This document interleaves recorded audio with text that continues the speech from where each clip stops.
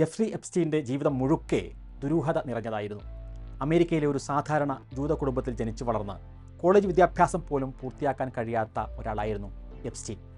ന്യൂയോർക്കിലെ ഏറ്റവും പ്രശസ്തമായ ഡാൽട്ടൺ സ്കൂളിൽ അധ്യാപകനായി കയറിയെടുത്തു തന്നെ തുടങ്ങുന്നു ദുരൂഹത. യോഗ്യതകൾ ഒന്നും ഇല്ലാതെയാണ് അവിടെ എപ്സ്റ്റീൻ ജോലിക്ക് കയറിയത്. പിന്നീട് ബേസ്റ്റേൺസ് എന്ന ഇൻവെസ്റ്റ്മെൻറ്റ് ബാങ്കിൽ ഫൈനാൻഷ്യൽ അഡ്വൈസറായി ചേരുന്നു. അതിന് കാര്യമായ ക്വാളിഫിക്കേഷനും ഉണ്ടായിരുന്നില്ല. തൻ്റെ 20കളിൽ തന്നെ 1988 സ്വന്തമായി ഒരു സ്ഥാപനം തുടങ്ങുന്നു. $1 ബില്യൺ ആസ്തിയുള്ള അതിസമ്പന്നർക്ക് മാത്രമാണ് ഫിനാൻസ് അഡ്വൈസ് നൽകിയിരുന്നത്. 1990കളിൽ അമേരിക്കയിൽ ഏറ്റവും ശക്തനായ റീറ്റെയിൽ ബില്യണറായിരുന്നു ലെസ്കി വെക്സ്നർ.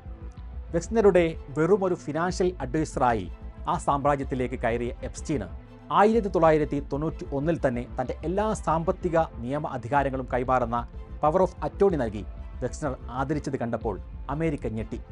വെക്സ്നറുടെ സ്വന്തമായിരുന്ന മാൻഹട്ടനിലെ ഏറെ വിലപിടിപ്പുള്ള മാൻഷനും എപ്സ്റ്റീൻ നൽകുകയാണ്.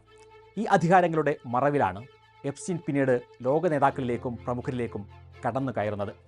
ലോകത്തെ പ്രമുഖരായ രാഷ്ട്രീയ നേതാക്കൾ, ശാസ്ത്രജ്ഞർ, അക്കാദമിക് വിദഗ്ധർ, സിനിമാ സാഹിത്യ മേഖലയിലെ പ്രമുഖർ എന്നിവരെ എപ്സ്റ്റീൻ തൻ്റെ ക്യാമറയിൽ കൊടുക്കുന്നു. ലിറ്റിൽ സെന്റ് ജെയിംസ് എന്ന ദ്വീപായിരുന്നു ഇതിനായി എപ്സ്റ്റീൻ ഉപയോഗിച്ചത്. ലോകത്തെ പ്രമുഖർക്കായി അവിടെ എപ്സ്റ്റീൻ സംഘടിപ്പിച്ചിരുന്ന പാർട്ടികളിൽ പ്രായപൂർത്തിയാകാത്ത പെൺകുട്ടികളെ ലൈംഗികമായി ചൂഷണം ചെയ്തിരുന്നു. ഇതിനായി അന്താരാഷ്ട്ര സെക്സ് ട്രാഫിക്കിംഗ് തന്നെ നടത്തി. പുറം ലോകവുമായി ബന്ധമില്ലാത്ത ഈ സ്ഥലങ്ങളിൽ അതിഥികൾക്ക് എന്തു വേണമെങ്കിലും ചെയ്യാനുള്ള സൗകര്യങ്ങളും എപ്സ്റ്റീൻ ഒരുക്കി നൽകി.